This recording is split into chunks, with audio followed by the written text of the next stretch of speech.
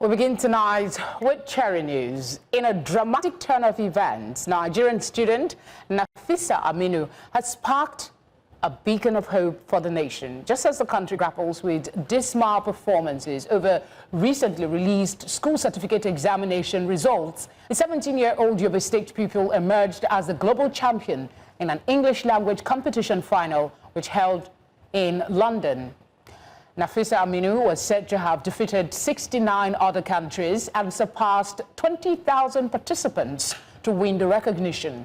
The development comes barely 24 hours after the West African Examination Council (WAEC) released the 2025 Senior School Certificate Examination results, in which mass failure was recorded. But while Nigerians still reminisce that sad experience, the Tulip International College student gave the nation something to share with her latest feat. Nigerian professor of English literature and literary analysis, Hope Igaga, joins me now for a discussion on this beautiful news for Nigeria in education. Thank you very much for giving us your time, sir. We don't have that guest at the moment. As soon as we establish contact, we will have that conversation. But let's tell you the big story tonight. In a drive towards $1 trillion economy, President Bola Tinubu has signed the Nigerian Insurance Industry Reforms Bill 2025. The Nigerian Insurance Industry Reform Act 2025 repeals and consolidates several outdated insurance laws into a single modern legal framework. The new act provides for comprehensive regulation and supervision of all insurance and reinsurance businesses operating within Nigeria. The development reaffirms the administration's commitment to financial stability, economic development, and inclusive growth. The act ushers in a new era of transparency, innovation, and global competitiveness for the insurance industry. It aligns with the federal government's vision of achieving a $1 trillion economy. A suspected notorious serial murderer, Wasiu Akinwande, also known as Olori Esho, was on Tuesday ordered to be remanded at the Nigerian Correctional Service, Kirikiri, Lagos. This comes after the Lagos Police Command brought the 44-year-old suspect before a chief magistrate, Mobolaji Tanimola, at the Samuel Ilori Courthouse in Ogba area of the state. News Center's Victor Mbadike has details. Victims of 44-year-old suspect Wasiu Akinwande, popularly called Olori Esho, in his neighborhood in Mushin, laying wait for a favorable outcome in court. I want government to do the best for me on this case. I don't want anything. I know people may be giving them money at the back or saying they should jeopardize the case. If they should jeopardize the case, what happens to my son will equally happens to them. In 2011, ó shoot me. Ní Awoni Street, on the 17th February 2011. But over on the 19th, mo wá pè lórí phone pé kí ni mo ṣe fún ẹ tó fi ṣe irú nǹkan báyìí fún mi. Ó ní àwọn ará ilé wa ló tọ́ pé mi ń ṣe for months. The police said the arrest of Olori Esho was a significant achievement for the command, having launched a manhunt for him for more than 10 years over several criminal allegations. According to the prosecuting counsel, the defendants and others still at large allegedly committed the offences on various dates between December 9, 2010 and April 5, 2025 at different locations, including Mushin, Idiaraba, Surulere, and Fadayi areas in Lagos State. The defendant has since pleaded not guilty to all the 11 charges read against him, which include alleged murder, illegal possession of firearms, possession of 13 international passports, amongst others. Olori Esho was arrested at the Alagbado area on the 20th of June 2025. Magistrates Mobolaji Tanimola ordered his remand at the Kirikiri Correctional Facility for the first 30 days, pending the legal advice from the office of the Lagos State Directorate of Public Prosecution. In Lagos for News Central, Victor Mbadike. Still on security matters, the Federal Capital Territory Police Command says that it has arrested over 270 beggars in the recent clampdown on street begging with officials of the FCT administration. Commissioner of Police of the FCT, Adewale Ajao, while speaking to newsmen after an expanded security meeting with the Minister of the FCT, Nyesom Wike, and heads of other security agencies in the FCT, says that over 650 vehicles have also been apprehended for various offences. Ajao says that the police have intensified efforts to improve the security situation within the capital in a bid to ensure that the FCT is safer for residents. As we speak, more than 273 destitutes are in the SDS Center, Buhari, undergoing profiling, wherever taken care of, but they will need to be relocated to where they belong. Within the same period, more than 670 vehicles were impounded, leading to issue of improper documentation, tinted glasses, which we all know that is not acceptable here, issue of covered number plate, and issue of operating without appropriate authority. We are going to operate Uber, join Uber, we are going to operate both, do both. But you want to do all this K2 thing that is creating a problem of this one chance. Many of them are arrested. We have nothing less than 675 of them. A year after the collapse of St. Academy in Jos, which claimed several lives, including that of twin sister, a 16-year-old survivor is appealing for support to keep her dreams alive. Speaking with News Central's Chizoba Anyo, she says her passion to become a midwife remains strong despite her current condition. Take a look.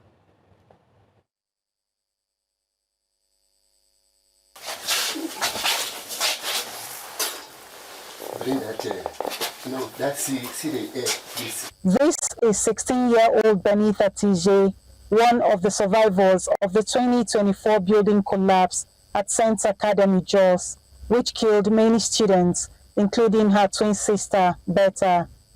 1 year later, the spinal cord injury she sustained has left her unable to continue her education, confining her to a wheelchair. Her father must assist her daily just to get her outside the room. Despite doctors' reports that she may never walk again, Benita remains determined. I just want the government to help me, my academy, let me go back to school and my health. And the doctor said it's a spinal cord injury, so it will take time for me to walk. Maybe they should fly me outside the country for my treatment. Her 54-year-old mother, now her primary caregiver, is grateful for the support so far received while pleading for more for her 7th child out of 9. Ina chama ngomla plateau kuma na gode mishi gaskiya kwanda asibiti ni da sun ce wai ba zai yi ba amma yayi kace kokore shi yayi kokore kuma in Allah ya yarda ubangiji kuma ko nan da shekara nawa lokaci ne yarinya na za ta yi tafiya lokaci ne kawai. Her father, a commercial motorcyclist, also appeals to Governor Caleb Mutfwang and others for assistance. He laments that 1 year after, the school authority has neither visited nor offered any help. If I have money or if I have support, this girl can stay with her leg. I know that if you see this later, you can do something about it. We are not getting it very easy, that's the truth. Even from here to the hospital for therapy. You see the work that I do, it's a going, but I'm not doing before. Why am I shopping everything, those cars? For Benita here, she has so many wishes that she is praying to come to pass. But the major thing on her mind is that she will get up and be on her feet again, walk again, and become a midwife that she has always longed to become later on in life. All she's asking for is support from all and sundry. In Plateau State for News Central, Chizoba and Nioi.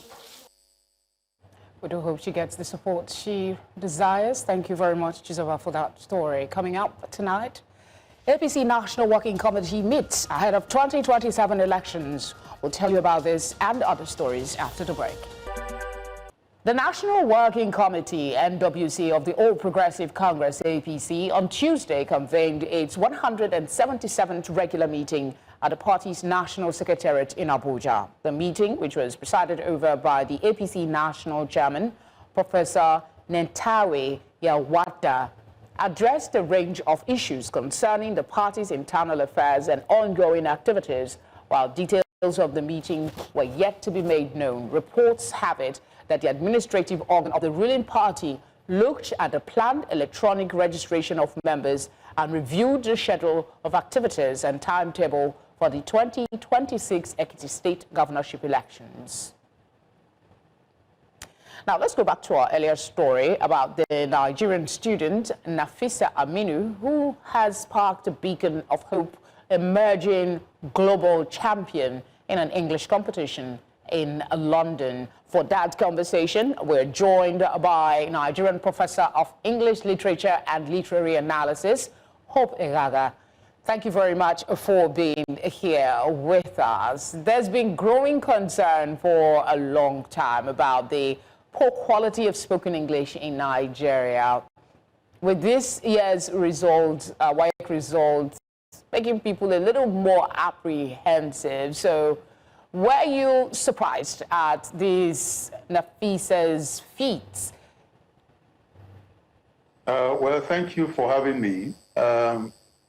Let me say I congratulate Nafisa on her singular feat, coming out tops in a global competition that featured 20,000 students from 69 countries. And most of us in the country are surprised that this candidate comes from a state, Yobe, which is classified as the third highest out-of-school state at 62.9%. That's almost 79%. That's record. So it's a pleasant surprise. But the collapse of the English language in Nigeria has started long before now. And it is when things like this happen, that we wake up and we say, is this really happening? It is happening. Okay. This test, yeah, okay. Yeah, I mean, it's a great story. Some sort of, how do I put it now? A relief, like everybody is saying, from the negativity that has permeated the education sector for a bit with, technical issues, logistics issues, and all of that. But I wanted to talk about something else everybody is talking about, and that is, we just had the celebration with our ladies winning the trophy in sports, and we saw what the president did. Gave them houses, gave them dollars, and everybody was happy. What is your thinking on the suggestion by the former minister of communication, Isa Ali Pantami, that the government should not only celebrate this young lady with words, but via action as well, before we talk about other issues? I agree that she should be celebrated, congratulated. She's distinguished herself amongst her peers. The distorted cultural, moral system which we run in the country makes it imperative for us to see this, that, because the footballers and the basketballers were rewarded with $100,000, which for me is outrageous and unbecoming, and then they are giving houses. People who have gone through school and are teaching these students, and a tenth of that in a year. Some won't end that throughout their lifetime. So there is a distortion. It shouldn't stop us from recognizing her skill.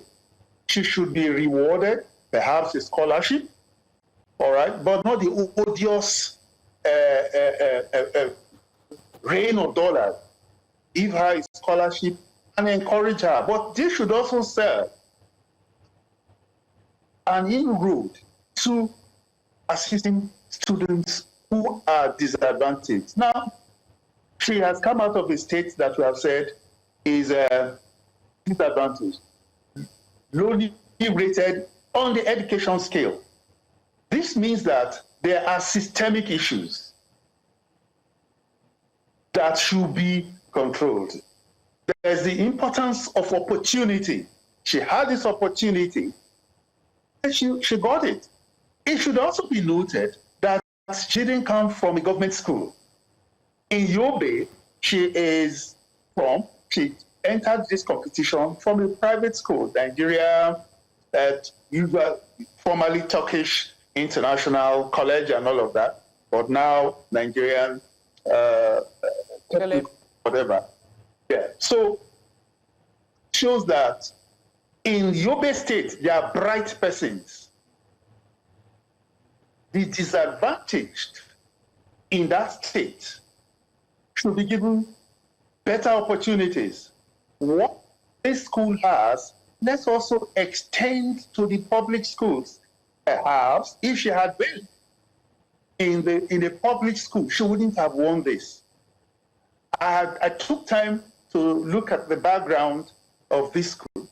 They have branches in Lagos, they have in Ogun State and Abuja. It's an international school. Programs that make students compete. That school exposed that girl and gave her the opportunity. So we need to improve educational infrastructure at all levels. All levels, from the primary, in fact, from the crèche through nursery, primary, Prof, nursery. you are very correct in your assessment. I mean, I don't have to be subjective to understand what you're saying. But let's look at English language in itself. This is not an area you hear all the time, that Nigerian students are winning awards. Yes, they're doing fairly well, but it's the mode of instruction. It's the language of communication. Yet we have a situation where a majority of fellow students that's taking WAEC, as we know it, seem to have failed the English subject in school. How can we improve? While we're waiting on the infrastructure to improve, the remuneration to improve, how can we improve on the quality of teaching the English language in our secondary and primary schools? Garbage in, garbage out. When you admit poorly trained students at the second level in the university, they don't understand the rudiments of the language. There is also something sad that is going on in the country. People don't think that correct expressions, writing properly is fashionable, is desirable. All right? You grade an essay in the final year student, they're writing colloquial language. Wrong spellings, wrong grammar. So let's encourage the teaching of English. Let's revalue the system in such a way that work pays. How many English teachers do we have in the secondary school? Sometimes you find one teacher teaching GSS 1, GSS 2, GSS 3. The 3 levels, they are tired by the time the day ends. Then when they get home, these children can't read, right? Because there is power outage. All of these are connected. So what we celebrate, the young lady, we also want to encourage the government, stakeholders in education, to do what is necessary. Provision of teachers, the ratio of teachers. When we were in school, we had English language every day. We had mathematics every day. But what is the case now? Because there are no teachers. All right, you find some schools, they're taught English just twice in a week. All right? So We celebrate that. This test was on language skills. It was also about critical thinking and communication abilities. So both English-speaking and non-English-speaking nations, it goes beyond the spoken word or the written word. It's a combination of all that is required to understand English and to compete. So she is an exceptional being. Yeah, From Yobe State. This might not be so closely related, but I'm curious about your thoughts about when Nigerian students are made to write external on another exam if they want to go out of the country for studies. I can't remember the name of these external exams now. Testing. IELTS. Yes, testing their English language. What's your thought on the continuation of that practice? And should government intervene and compel some of these embassies and education institutions to adhere to our own standards here? It's an insult on the nation, but they own the highway, and so they determine how you come in there. Most of us from this part of the world write better English than the kids over there.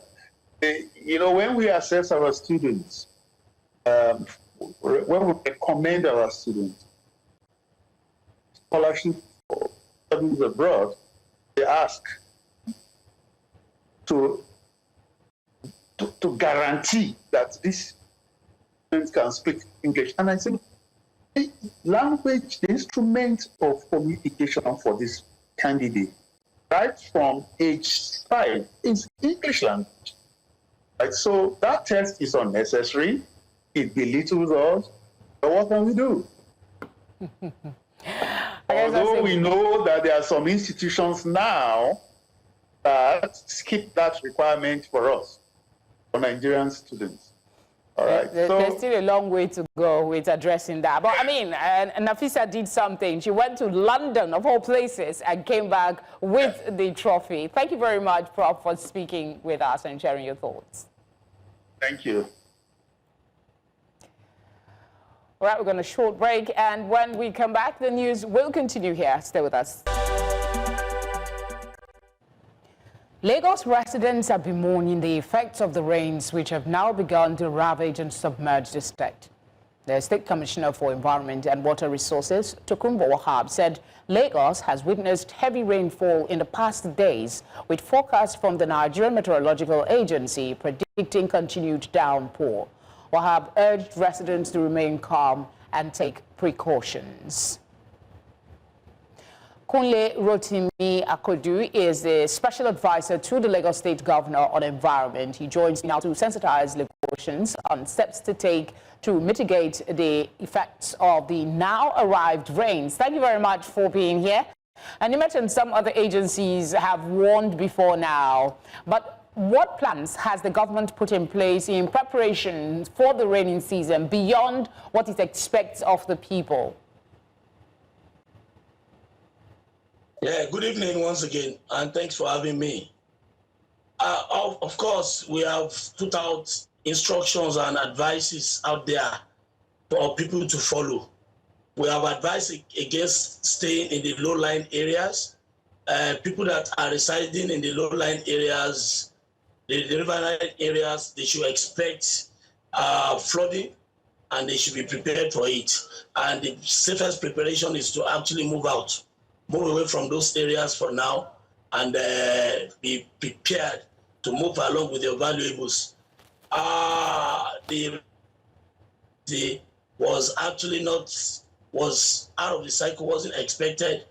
The ministry is actually working on the drainages. We're clearing the drains and concretizing some of the canals. In course of doing this, we have to dam some areas so that we could have dry spaces for us to work with the concrete works. The rain came when we never expected, and because of the areas, the aspects that has been blocked, the sections that have been blocked, the flood came and it couldn't just move when it ought to move. and we had to quickly, move to action to unblock some of those, damming so that the water could easily find its way.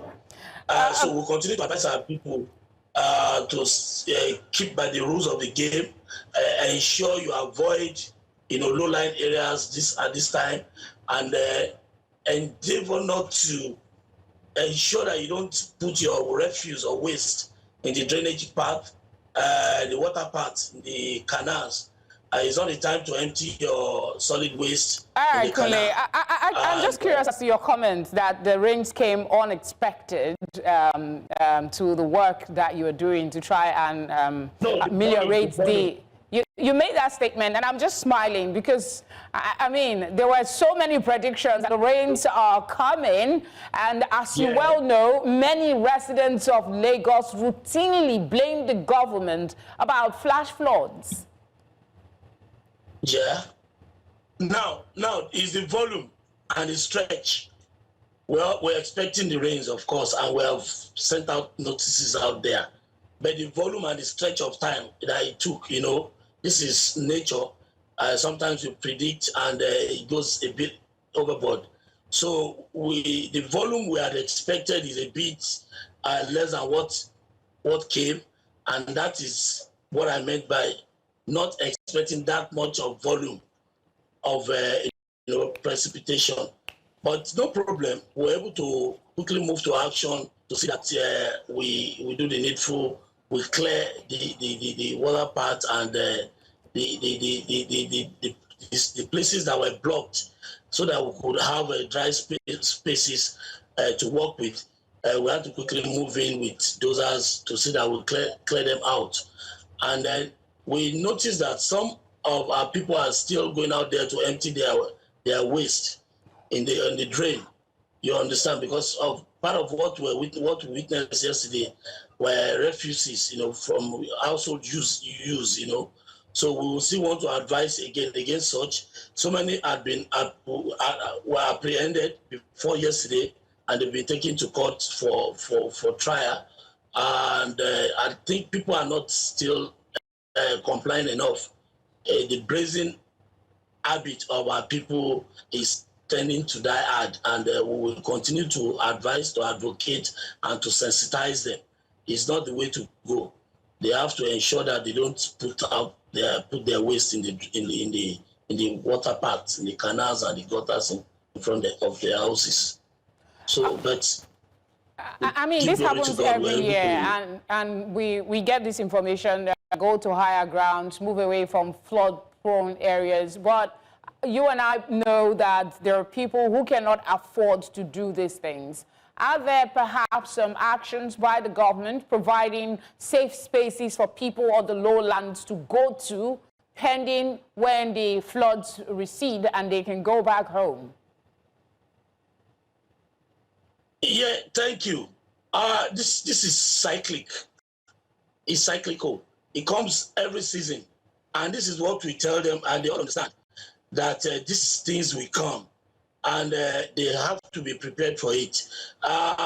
When you look at the population of Lagos, committing to take people to, more like camps or dry lands, will be taking too much from the government. So what we can do is to advise, give advance notices to them, so that they will understand that, yeah, it's about time, and as usual, government is warning them. And mind you, this low-lying areas where they are staying, it's not like we are okay with them staying there. You have always warned them it's a place not for them to stay, but they give you reasons. Some are just coming into Lagos, some are pressed for want of accommodation. You have so many reasons why they want to stay there, and you chase them before you turn back, they're back there. So, but we keep warning for them to relocate, to move away from those areas. I guess the ball still remains in the residents' courts. Yeah, increasing on daily basis. All right, Kunle, thank you very much for speaking with us. We appreciate your time. Outside our shores, the UN Food Agency has warned that families trapped within the besieged Sudanese city of El Fasher face Now, Rwanda has confirmed it will accept deported migrants from the United States as President Donald Trump continues to push for mass deportation from the North American country. Spokesperson for the Rwandan government, Yolande Makolo, on Tuesday acknowledged that the African country had agreed to receive up to 250 deported individuals. Rwanda is now the third African country after South Sudan and Eswatini to strike a deal with the U.S. to accept non-citizen deportees. While the Trump administration's efforts to rapidly deport migrants from the U.S. have raised myriad human rights concerns, not least for sending people to third-party countries they have no personal connections to. Tonight returns with business, sports and entertainment. Do stay with us. Perpetua has the business news tonight. Hello, Perpetua. Hi, good evening, Felicity. The Federation Accounts Allocation Committee, FAC, is demanding the recovery and redistribution of 101.17 billion naira in revenue wrongly posted by the Nigeria Customs Service and 4 commercial banks.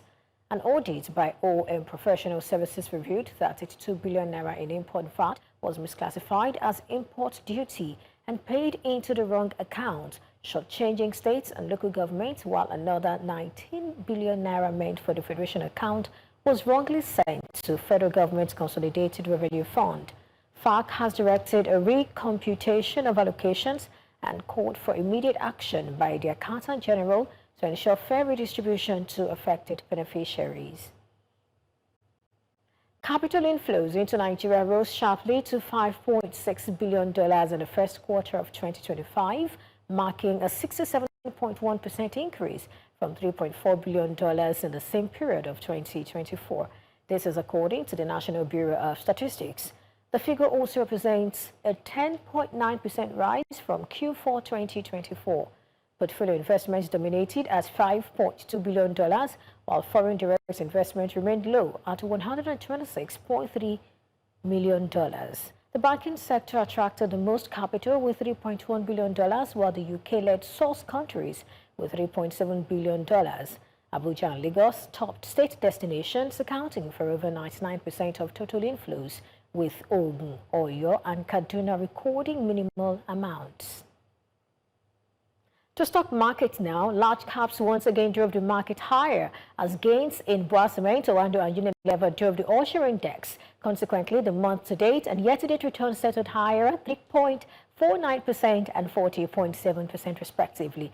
Let's take a look at the snapshot now. We can see it's up 50 basis points and the All-Share Index is now at 144,796.37 and market capitalization remains at 91 trillion naira, but this time it's 91.6 trillion naira. To sector performance now, it was mostly positive as three out of 5 sectors under coverage closed in the green.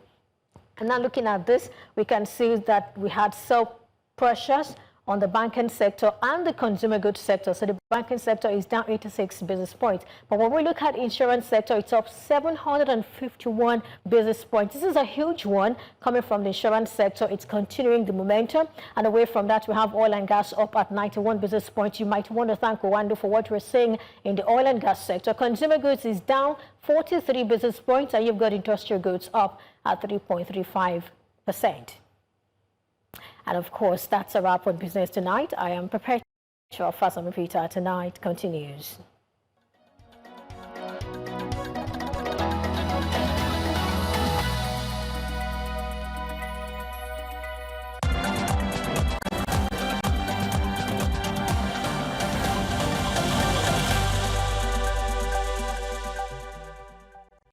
Up next is sports with Udoka.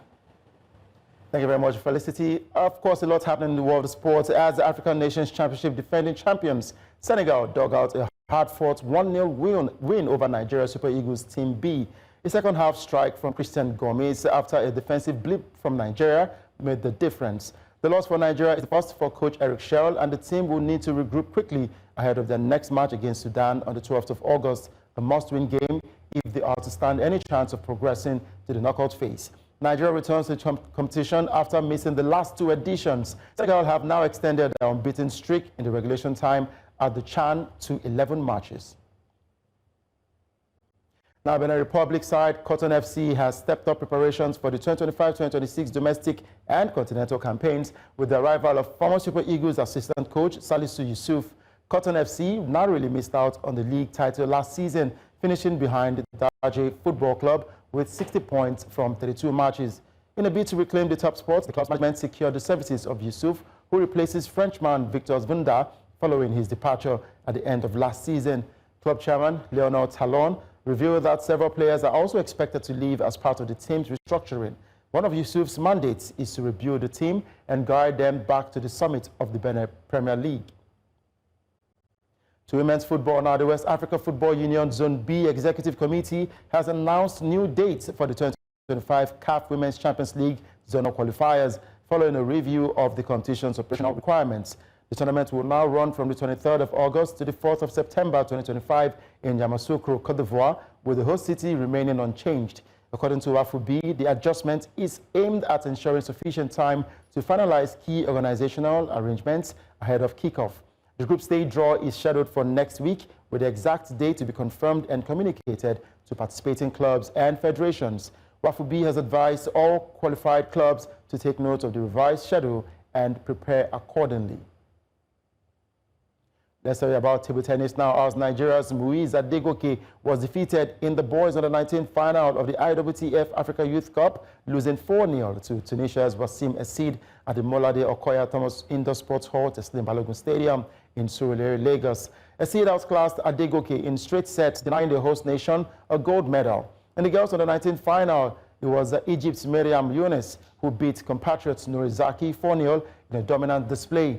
Uganda's Joseph Sebatindira clinched the boys under-15 title with a 3-0 win over Sharif Nseroko, while Algeria's Tania Maurice pulled off a remarkable comeback to defeat Uganda's Jemima Nakawale 3-2 in the girls under-15 final. And that's a wrap on Sport Update. I am Udoka Njako. The news continues shortly.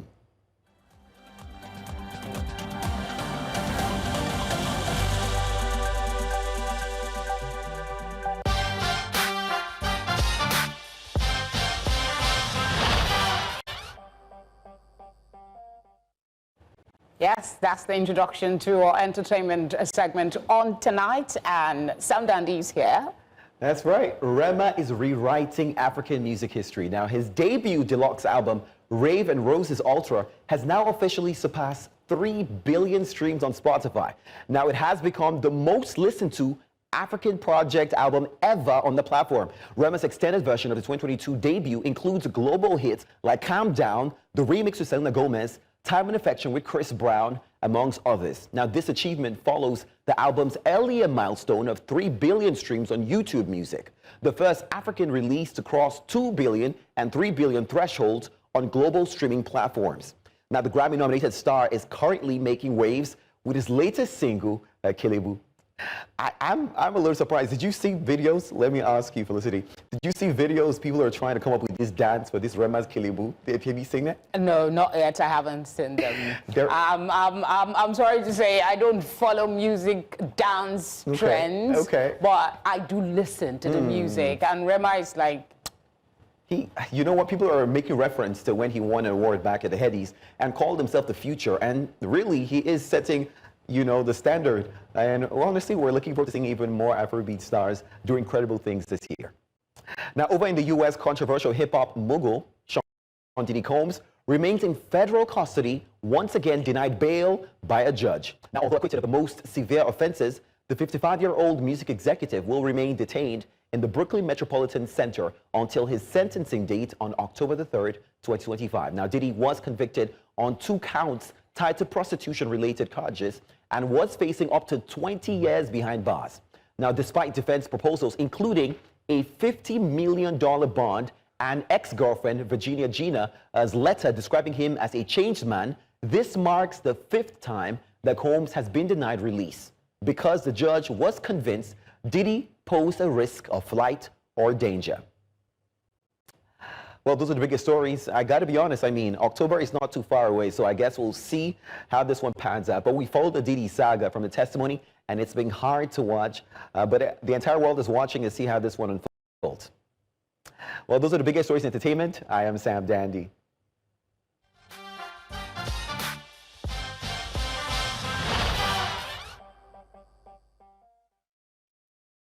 That's all the news we have for you tonight. But before we go, a quick reminder of our top stories. Nigerian pupil emerges global champion in English competition final in London. President Bola Tinubu signs into law Nigerian insurance industry reform bill in March towards $1 trillion economy. We also brought you news that Rwanda has agreed to accept non-citizen deportees as President Trump continues to push for mass deportation from United States. Do send us your eyewitness report. The number to do so is showing now on your screen. You can follow us on socials as well at News Central TV.